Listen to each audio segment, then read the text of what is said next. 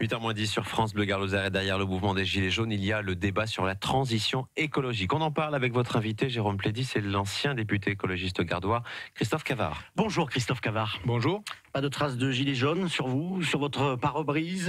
Vous êtes plutôt sans moi le 17. C'est quoi votre position en tant qu'écologiste ? En tant qu'écologiste, moi je pense que la question des énergies fossiles sont dépassées et qu'il va falloir passer à d'autres types d'énergie. Donc je ne suis pas pour quelqu'un qui défend les énergies fossiles. Et en même temps, je crois que les gilets jaunes aujourd'hui, c'est plus que les problèmes du carburant. Le carburant, ça a été le déclencheur. Mais c'est en gros une envie de dire en gros stop, il y en a marre.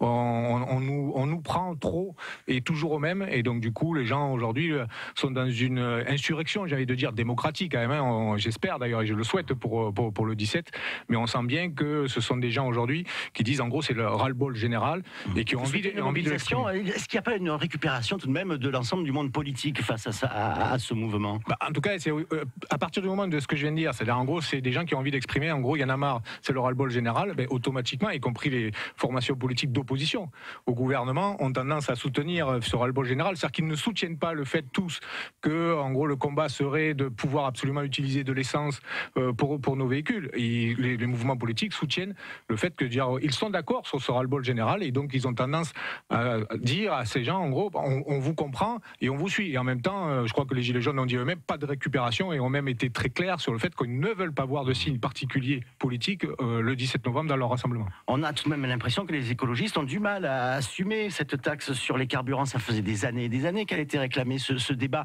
il est quand même très ancien. La décision elle a été prise en 2012, celui de rattraper le gasoil sur le fioul.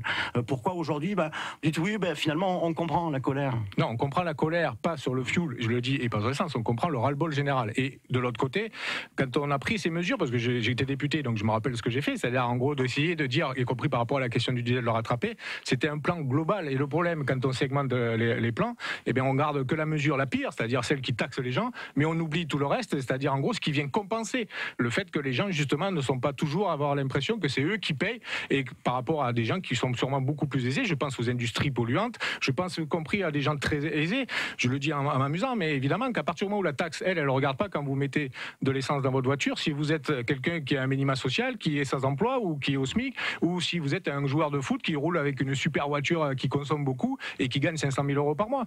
Donc évidemment que ça c'est extrêmement injuste, et donc à l'époque on avait réfléchi sur des mesures plus justes qui permettent à un moment donné de dire en gros, de l'autre côté on compense, c'est-à-dire on allège, on peut bouger la fiscalité, mais on allège d'un côté le coût d'un certain nombre de taxes et en échange on peut les augmenter, mais à la fin il faut que pour les gens au moins ce soit une opération blanche. Ce qui n'est pas le cas donc aujourd'hui avec ce qui est proposé par le gouvernement. La voiture électrique, on en parle ce matin sur France Bleu Gard-Lozère, en donnant la parole d'ailleurs aux auditeurs qui peuvent toujours appeler au 04 66 21 36 37.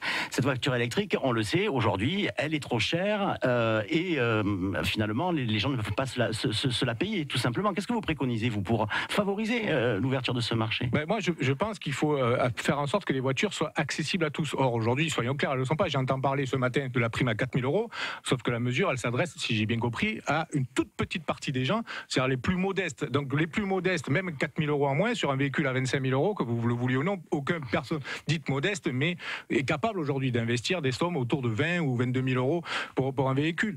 Donc soyons clairs, moi je suis pour qu'on roule tous avec des véhicules, et je crois que François de Rugy a dit pour 2040, plus de véhicules en France aux énergies fossiles. L'Espagne l'a annoncé hier également. Exactement, mais je crois que beaucoup aujourd'hui prennent conscience de ça. Mais à ce moment-là, il faut que tout le monde s'y mette. Et quand tout le monde s'y mette, c'est des aides financières pour pouvoir acheter, mais aussi les constructeurs eux-mêmes.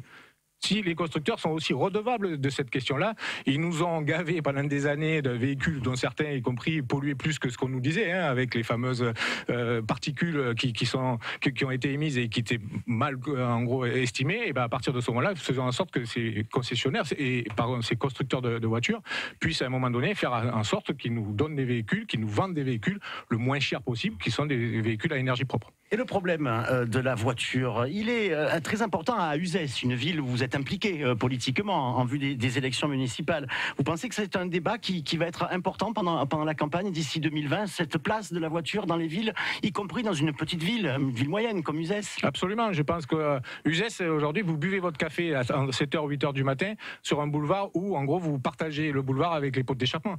Tellement il y a de voitures, tellement il y a de camions, il y a un gros problème, il y a un engorgement total dans ce genre de ville, donc soyons clair. L'enjeu pour Uzès, c'est de devenir une ville écolo. Moi, c'est ce que je souhaite. Effectivement, je m'engage pour les municipales pour ça.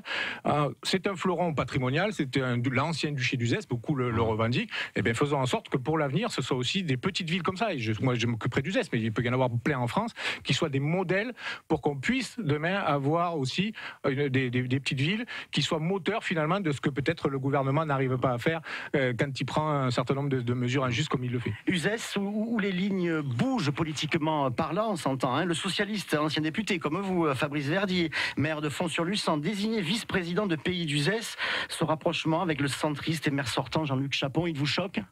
Oui, c'est toujours surprenant. On a eu le cas de Françoise Dumas qui était députée avec moi dans la majorité de François Hollande et qui a rejoint aujourd'hui le gouvernement en place. D'ailleurs, au passage, les députés en question dans le Gard, on les entend pas beaucoup pour faire le service après-vente des mesures du gouvernement sur les questions des énergies. Mais ça, c'est un petit clin d'œil parce que ça prouve que peut-être eux-mêmes... Non, parce que ça prouve qu'eux-mêmes sont peut-être pas très convaincus des mesures telles qu'elles existent. Mais pour Uzès, oui, le Fabrice Verdier aujourd'hui soutient tous les projets du maire de droite d'Uzès.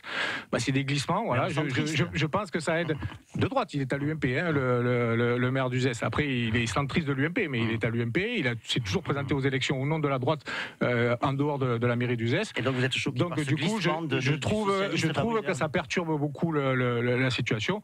Écoutez, en gros, peut-être que les socialistes qui depuis 30 ans s'opposent au maire d'Uzès, eux resteront fidèles à cette opposition. Voilà, on voit que cette campagne des élections municipales, elle touche toutes les communes actuellement. Ça s'approche, ça sera pour 2020. Merci Christophe Cavard, ancien député écologiste du Gard, d'avoir été notre invité ce matin. Très bonne journée.